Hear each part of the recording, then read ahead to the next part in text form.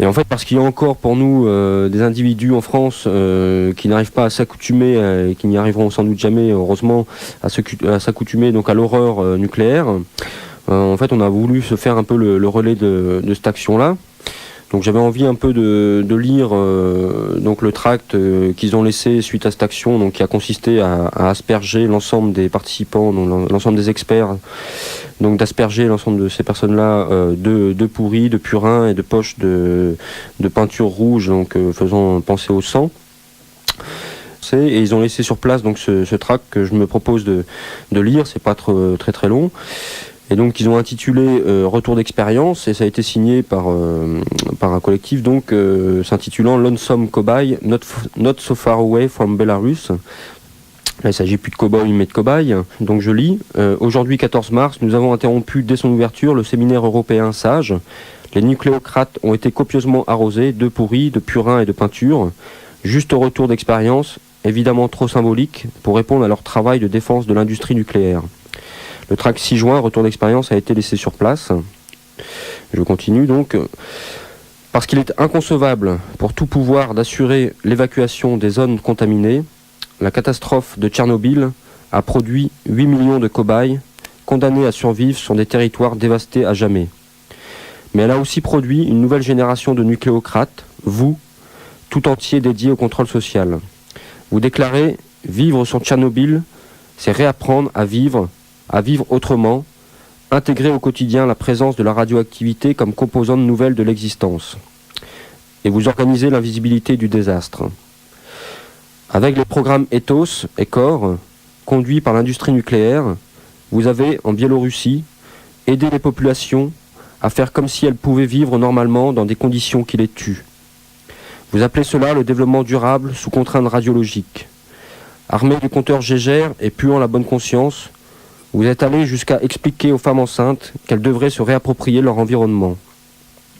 Riche de votre expérience, la Commission européenne a maintenant besoin de vous pour en appliquer les conclusions ici.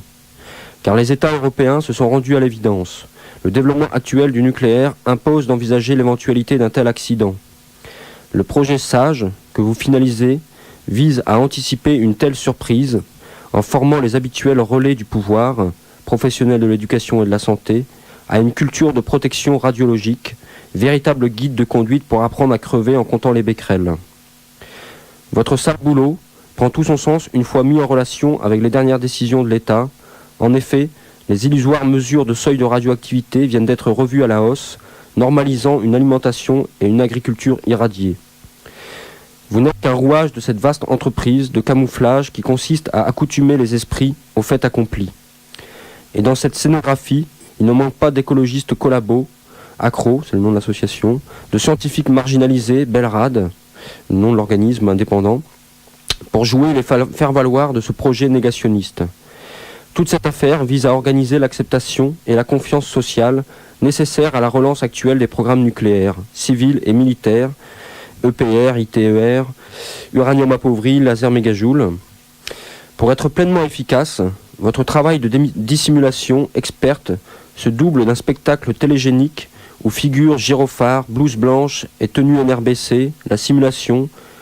Aujourd'hui, dans une station de RER, dans la cour d'un hôpital, sur une base militaire, dans le périmètre d'une centrale, dans les champs, les simulations sont partout. La mise en scène militaire de la défaillance et de sa résolution par des praticiens efficaces sont les deux faces d'un même projet de domination.